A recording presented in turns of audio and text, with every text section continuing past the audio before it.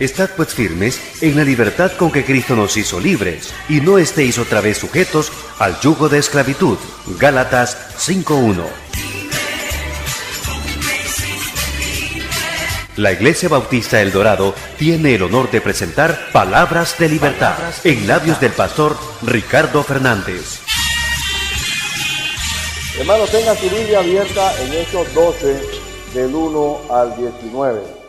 Queda pendiente una predicación de Cornelio, de la conversión de Cornelio, pero como eran muchos versículos y teníamos bautismo, decidí adelantarme un poco para trazarme después. No quiero dejar caer a tierra una sola de la palabra de Dios. Hermanos míos, el apóstol Pablo señala que las armas de nuestra milicia no son carnales. Y cuando arrecia la tribulación y la aflicción, cuando la situación se torna gris y cuando comienza el diablo a atacar, porque el diablo atacó a Cristo no en el día 25, ni el día 26, ni el día 32, sino el día 40, cuando Cristo tuvo hambre, vino la tentación diabólica, y en el momento más débil es cuando más el ataque arrecia, se incrementa más. Y por eso que tenemos que depender siempre de la oración, de alimentarnos con la palabra de Dios continuamente. Y en este texto de Hechos 12 vemos un combate a muerte, que pareciera que el enemigo espiritual de las almas pareciera ganar territorio, ganar ventaja. Y quiero que vea y se sitúe en esta situación. En Hechos 12, 1, 19 vemos que hay un plan destructor contra la iglesia del Señor. En los capítulos anteriores vemos a Pedro aprovechando, visitando las iglesias de alrededor. Vimos la sanidad de Eneas, vimos la resurrección de Tabita, y hemos visto a Pedro moviéndose con libertad. Pero siempre que hay un avance del Evangelio de Cristo, viene una respuesta contraria para restarle el avance del Evangelio. Y lo hemos visto a lo largo del libro de los Hechos. Y hoy vamos a ver cuando el combate nuevamente arrecia. ¿Cuál es el plan destructor en este caso? El número 1 del diablo: acabar con las columnas de la iglesia. Acabar con las columnas de la iglesia. Busque su Biblia, por favor. Dice: en aquel mismo tiempo el rey Herodes echó mano de algunos de la iglesia para maltratarles. Y Herodes, la historia de Herodes tipo anticristo, uno puede ver la mano. Herodes fue siempre un instrumento de maldad. El abuelo de este fue el que protagonizó la matanza de los niños cuando los magos aparecieron del nacimiento del Señor. Él mandó a matar a todos los niños para acabar con la amenaza del trono de él. Vemos a este Herodes, que fue el mismo que decapitó a Juan el Bautista. Y vemos a este Herodes en el versículo 2 que dice: y mató a espada a Jacobo. O sea que también decapita a Jacobo, hermano de Juan. Era un hombre perverso, malvado, no había remordimiento en él. Era un tipo del diablo, tipo de inclusive de Faraón en el Antiguo Testamento, cuando se dio aquella matanza de los niños hebreos. Siempre el diablo tiene un protagonista, un hombre de poder y de mando para contrarrestar el avance del Evangelio. Y aquí vemos el plan destructor. Dice aquí el verso 3: y viendo que esto había agradado a los judíos. ¿Qué le agradó a los judíos? Que mataran a espada a Jacobo. Los judíos tenían 4 clases de muerte. Muerte por apedreamiento, muerte por quemado, decapitado o estrangulado. Escoja usted por cuál quiere morirse. Y en este caso, la decapitación dice que agradó a los judíos. Hermanos, ahora mismo, como están las situaciones actuales, es agrado para mucha gente acabar con todo vestigio del nombre de Dios.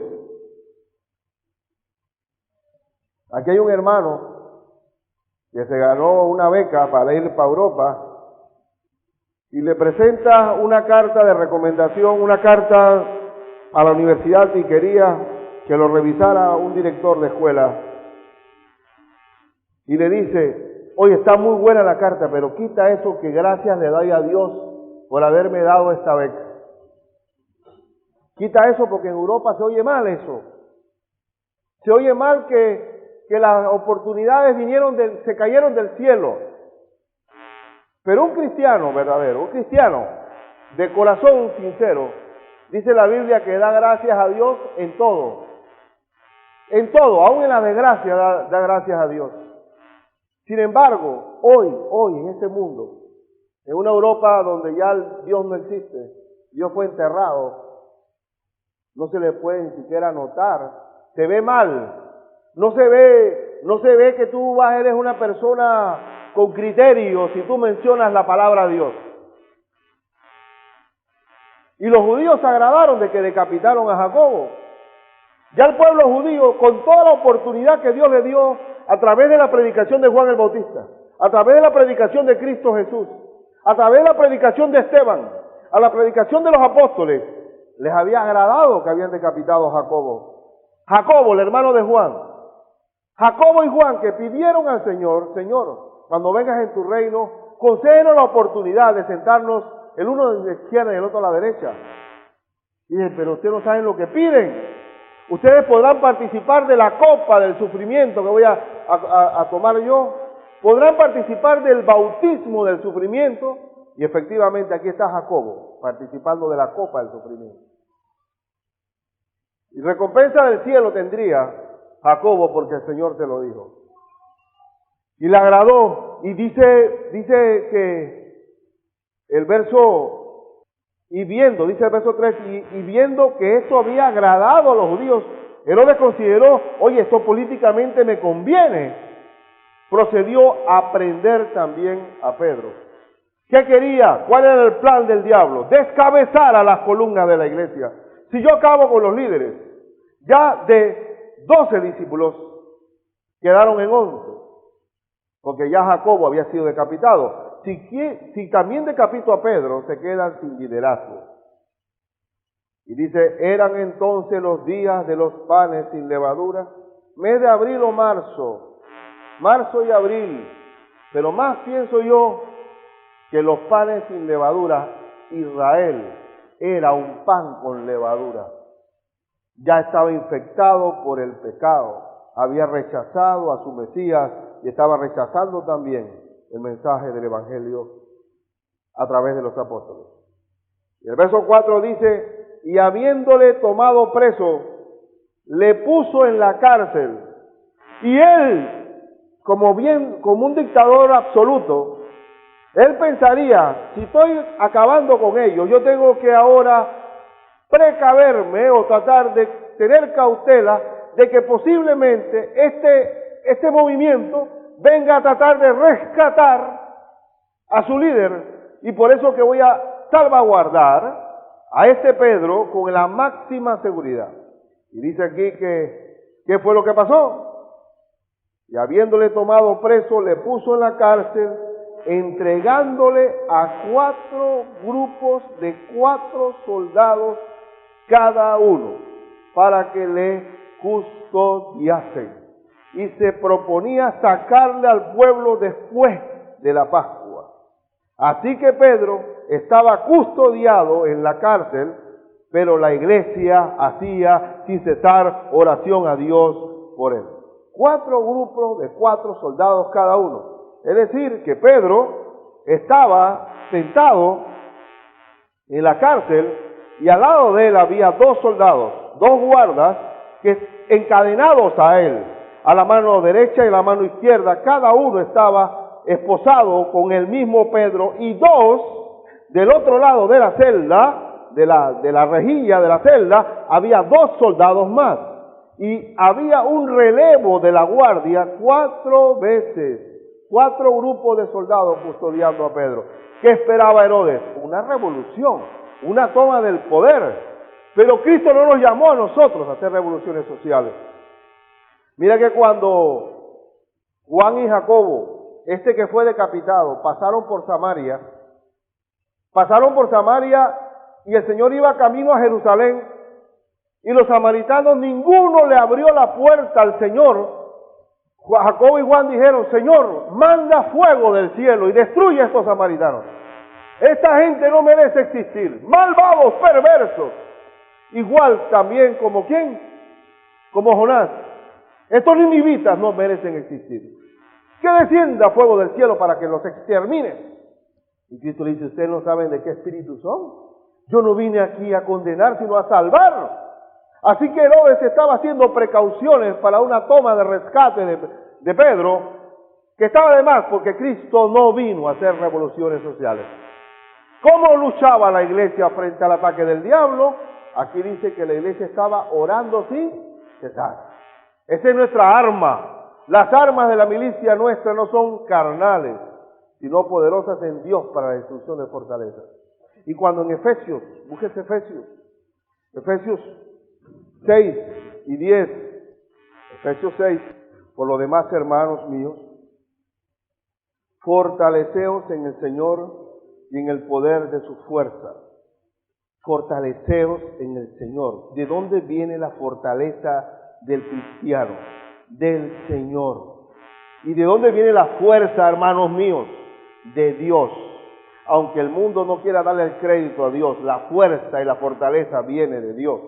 Y el verso 11 dice: vestíos de toda la armadura de Dios, de toda, para que podáis estar firmes contra las acechanzas del diablo.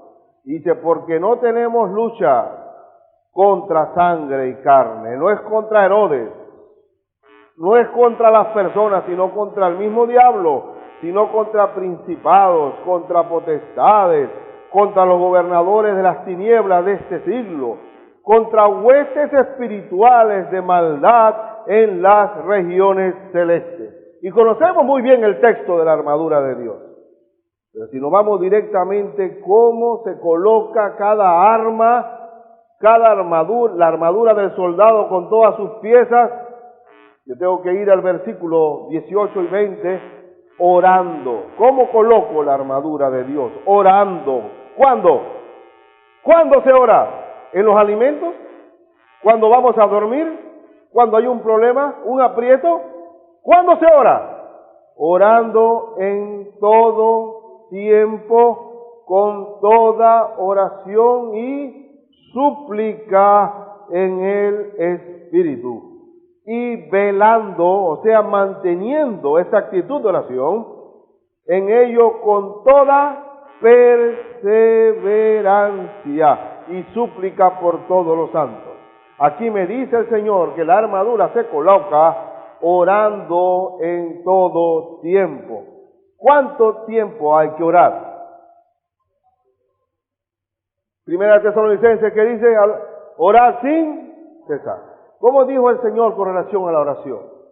Es una necesidad orar. Y dio la parábola de la viuda pobre y el juez injusto sobre la necesidad de orar y no desmayar, o sea, velar.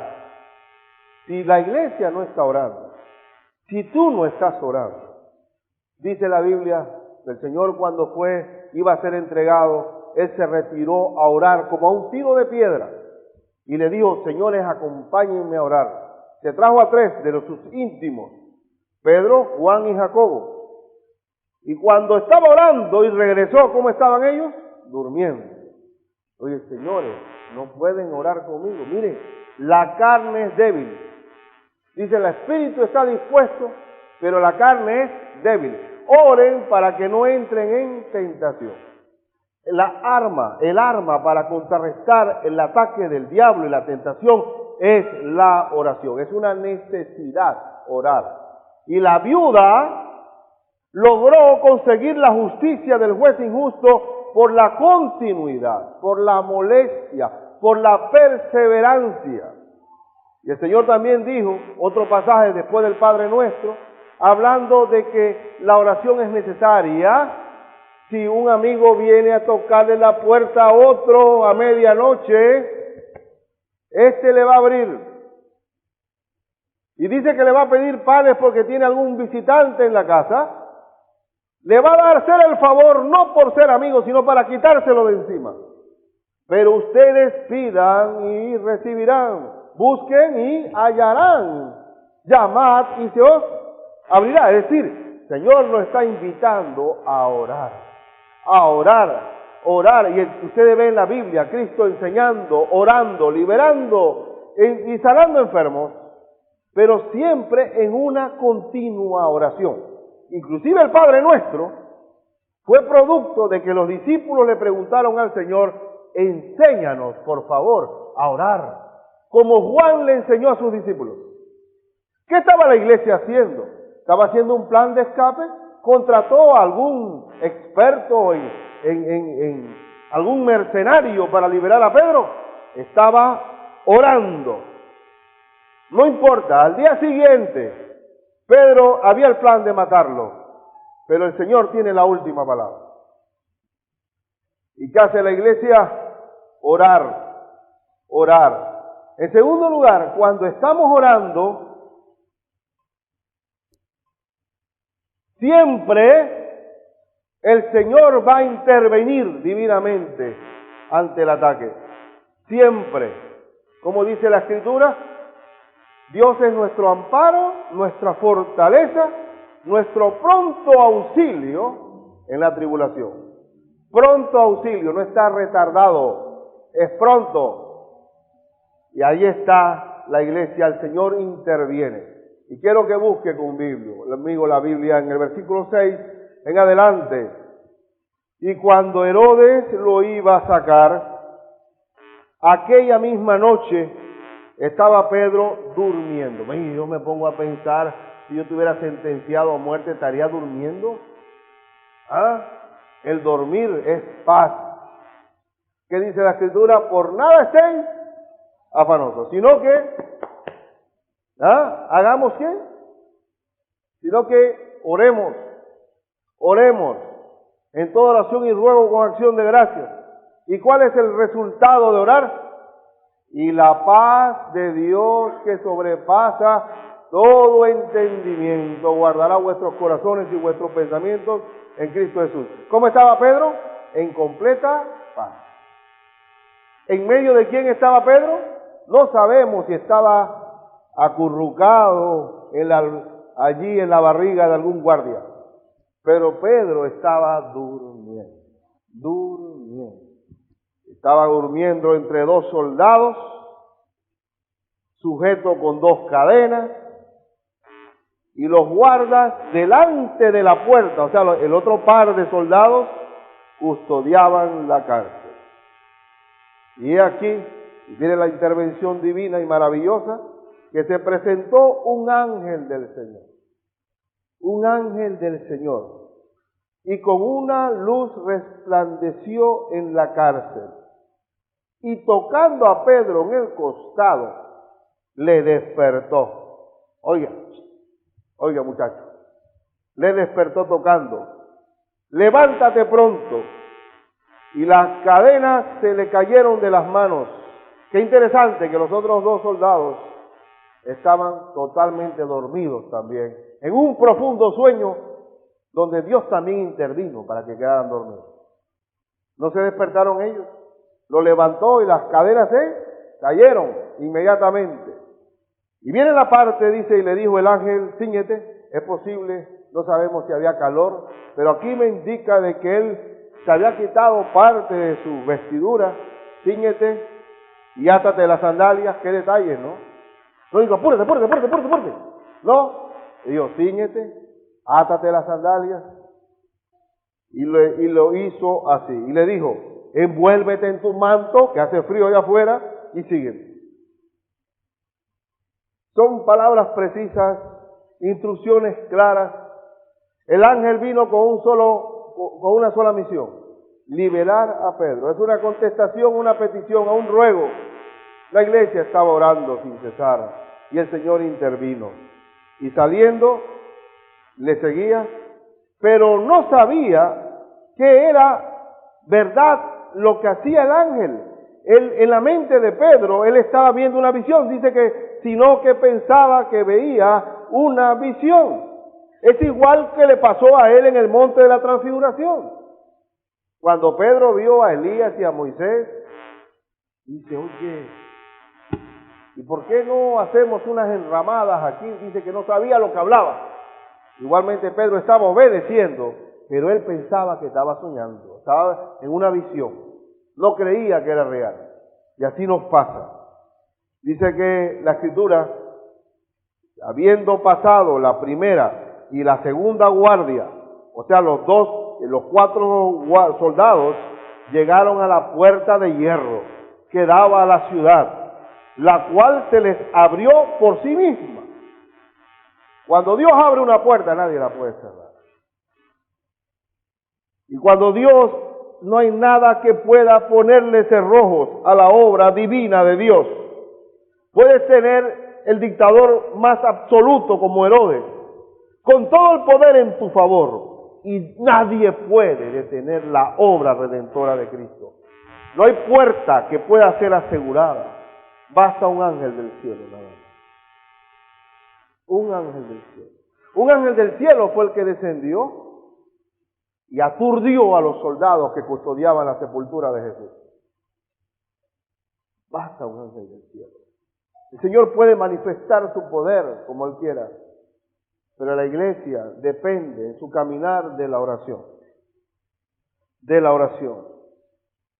Y es interesante que dice que entonces Pedro, en el versículo 11, entonces Pedro volvió en sí, ahora sí, oye, si no estoy soñando, mira, es verdad, estoy afuera. Volviendo en sí dijo, ahora entiendo verdaderamente que el Señor ha enviado su ángel y me ha librado de Herodes y de todo lo que el pueblo de los judíos esperaba. Ahora, Dios libera. Dios no liberó, pues. Dios no sacó primero, antes del diluvio. Dios liberó a Noé con aquella arca que preparó de antemano, que era una arca para todo el mundo. Pero no quisieron entrar. Y hoy estamos como en los tiempos de Noé.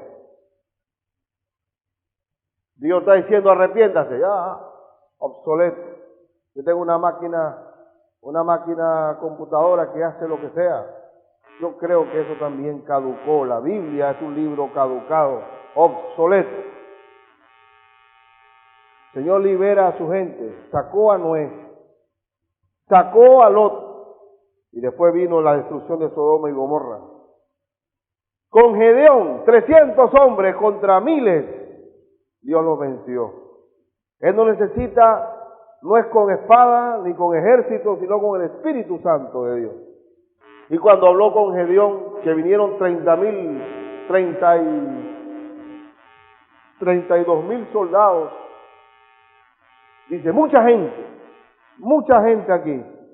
Demasiada gente, porque si ganan la batalla van a decir que fue por su fuerza. Tienen que bajar. Manda a los cobardes que se vayan para la casa. Dice que se fueron 22,000. Quiere decir que en 30,000 y pico, de 3 personas, 2 son cobardes.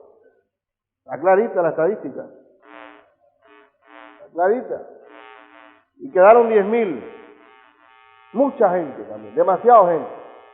Van a creer que el crédito se lo van a dar ellos. Y después solamente quedó con 300, para que la gloria sea totalmente de Dios. Ahora Pedro comprendió que el que lo liberó de la cárcel fue el ángel del Señor, producto de una oración de la iglesia. La obra es de Dios y Dios es el Señor de la obra. No es con espada, no es con ejército, no es con nuestra capacidad ni nuestra competencia, nuestro profesionalismo, nuestro marketing, nuestras técnicas. Nada humano puede intervenir en la obra de Dios. Es obra totalmente de Dios. Y ahora abundan las técnicas. Técnica para todo. El 1, 2, 3. pero la obra se hace a través del Señor. Quiero que busque conmigo en Primera a los Tesalonicenses, capítulo 3, versículo 1 al 3. Segunda a los Tesalonicenses. La Escritura dice: por lo demás, hermanos, orad por nosotros, para que la palabra del Señor corra y sea glorificada, así como lo fue entre vosotros. Y para que seamos, ¿qué? Librados de hombres perversos y malos, porque no es de todos la fe. Hay que orar para que la palabra de Dios corra, y hay que orar para ser librados de mucha gente tipo Herodes, que está en este mundo obedeciendo al diablo. Y el verso 3 dice: pero fiel es Dios, que os afirmará y guardará del mal. Bendito sea el Señor. El Señor guarda a sus seguidores del mal. El Señor interviene divinamente ante el ataque y libera a sus seguidores. Y aquí está diciendo, aquí fue liberado el apóstol Pedro. En tercero y último lugar, ¿cuáles son los resultados del combate? En el versículo 12 al 19 vemos lo siguiente: y habiendo considerado esto, Pedro, de que había sido liberado por el ángel, llegó a casa de María, la madre de Juan, el que tenía por sobrenombre Marcos, Juan Marcos, aquel muchacho que quiso ser misionero antes de tiempo y que el Señor después lo usó, y tenemos el Evangelio de Marcos aquí, gracias a la intervención divina. Dice, donde muchos, en la casa de María era la casa de oración, donde muchos estaban reunidos, ¿qué? Orando. ¿Por qué? Por liberar a Pedro. La oración específica era: Señor, libera a Pedro, Señor. Padre mío, libera a Pedro. Tú eres soberano, Padre mío. Libera a Pedro, Señor. Libera a Pedro. Padre, creemos en ti, que tú lo vas a liberar. Tú vas a liberar a Pedro. Tú lo vas a hacer, Señor. Lo creemos de corazón. Ahora aparece Pedro y no lo creen. Eso nos pasa muchas veces, ¿no? Él pasa el milagro y dice, pero ¿será verdad? ¿Ah? ¿Y qué dice la Escritura? Cuando llamó Pedro a la puerta del patio, salió a escuchar una muchacha llamada Rode. Rode significa rosa, la cual, cuando reconoció la voz de Pedro, de gozo no abrió la puerta, sino que corrió, corriendo adentro, dio la nueva de que Pedro estaba a la puerta. ¡Pedro! No puede ser si mañana los decapitan. ¿Cómo es posible que puede ser Pedro? Y a usted no le ha pasado que está orando por algo y resulta y dice, no puedo creer. Por eso que tiene que ser una fe del tamaño del grano de mostaza, porque yo creo que con el poquito de fe de nosotros, dice, porque el libro de Hebreos dice que Sara creyó contra toda lógica de que iba a concebir. Pero el libro de Génesis dice, Sara se rió de que podía concebir. Quiere decir que Dios trabaja con un poquito de fe de nosotros. Y me pongo a analizar que Rodes enseguida dice, Pedro está allá afuera. Pero no le abrió. ¿Por qué no le abrió? Porque no lo pueden creer. Y están orando, Señor, que no fuera, que Pedro salga de la... Abre tu puerta, derrama tu gracia, Señor. Tú eres soberano, nadie puede contra ti. Pedro está afuera, estás loca. ¿Qué? Aquí. Y ellos le dijeron, estás loca. Eso nos pasa a nosotros. ¿Ah? Está loca, pero ella aseguraba que así era. Entonces ellos decían, es su ángel, porque los judíos creían en el ángel de la guarda. Y yo pienso que hay ángeles, pero hay algo más grande que los ángeles, que es la presencia del Espíritu Santo con nosotros. Mas Pedro persistía en llamar, oye, Pedro persistía en llamar, abran, oye, abran. Y cuando abrieron y le vieron, se quedaron como atónitos. Y la fe que sobrepasa todo entendimiento, la paz que sobrepasa todo entendimiento. Ahí está cuando oramos, hermanos, pero ¿sabe cómo actuamos nosotros? ¿Sabe cómo somos nosotros? Somos como una planadora, vamos a la vida. Dale, yo puedo, Señor. Yo puedo, yo voy solo,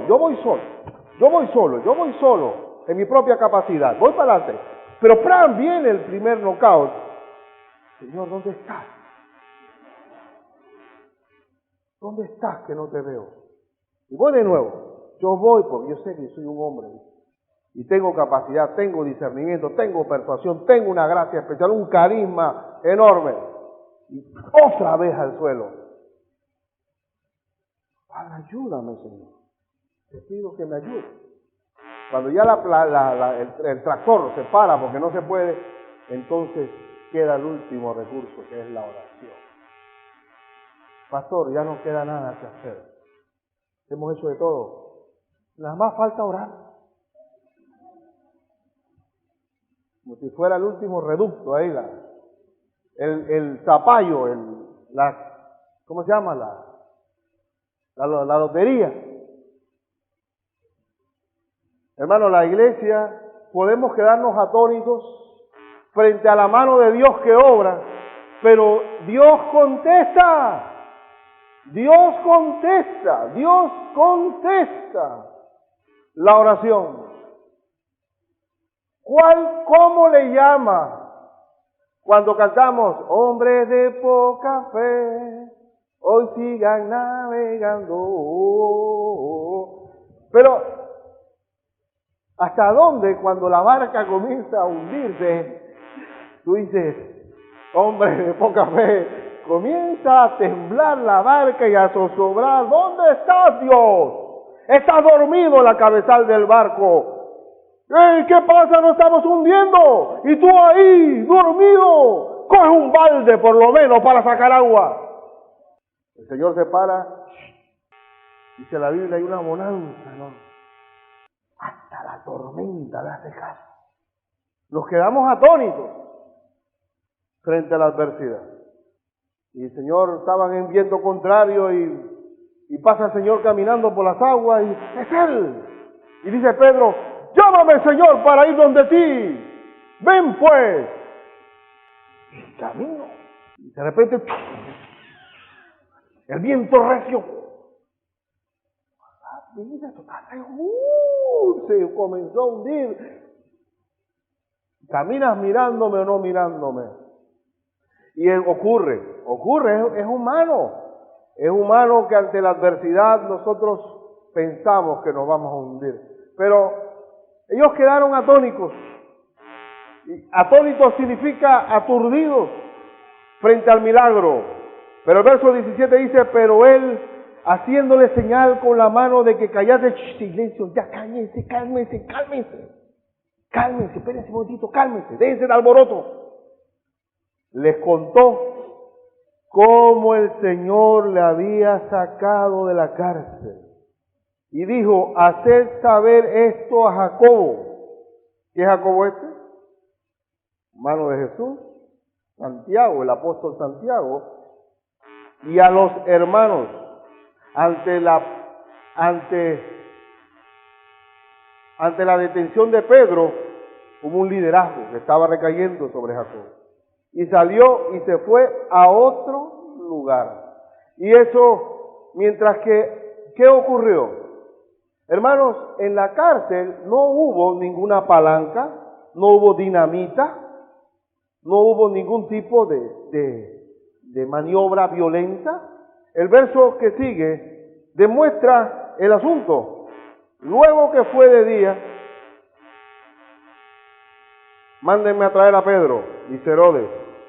Hubo no poco alboroto entre los soldados sobre qué había sido de Pedro. Mas Herodes, habiéndole buscado sin hallarle, después de interrogar a los guardas, ordenó llevarlos a la muerte. Los que estaban custodiando al futuro sentenciado a muerte, ellos fueron los decapitados. Y Herodes, frente a este incidente, él comenzó a maliciar de todos. ¿Cómo era posible que en mis propias narices se va a escapar Pedro? Y después descendió de Judea a Cesarea y se quedó allí. Y esta mudanza fue producto de una inseguridad de parte de él. De parte de él. Pero uno puede ver la intervención divina. No hubo violencia. Y entonces, ¿qué es lo que nos queda a nosotros, hermanos, como iglesia? ¿Cuáles son las armas de la milicia? Siguen siendo la oración. No existe otra manera, otro recurso más grande que la oración. No existe brújula más clara que la Biblia. ¿Quieres conocer a tu Padre Celestial? Lee tu Biblia. ¿Quieres mantener una relación de amor con el Señor? Ora al Señor. El último texto que quiero decirles está en Filipenses. Que Pablo está escribiendo este texto encarcelado en Roma. Él estaba encarcelado, Filipenses 1, 9 al 14, y aquí concluyo. Quiero que sepáis, hermanos, que las cosas que me han sucedido han redundado más bien para el progreso del Evangelio. O sea, el encarcelamiento, las prisiones, ¿en qué ha redundado? En el progreso del Evangelio. De tal manera que mis prisiones se han hecho patentes en Cristo, en todo el pretorio y a todos los demás. Es decir, que Pablo compartía el Evangelio en medio de sus prisiones entre los soldados, y la mayoría de los hermanos, cobrando ánimo en el Señor con mis prisiones, se atreven mucho más a hablar la palabra sin temor. Y lo que redundó fue ¿en qué? En el progreso del Evangelio. Y en esta carta de Filipenses, qué hermosa despedida en el penúltimo versículo de esta carta dice: todos los santos os saludan, y especialmente los de la casa de César. La casa de César, o sea, toda la soldadesca.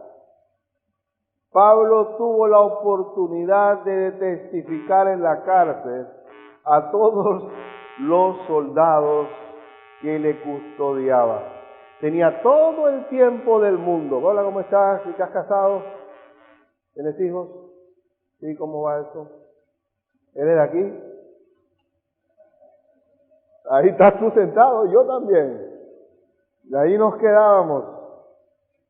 Toda la casa del César lo saluda.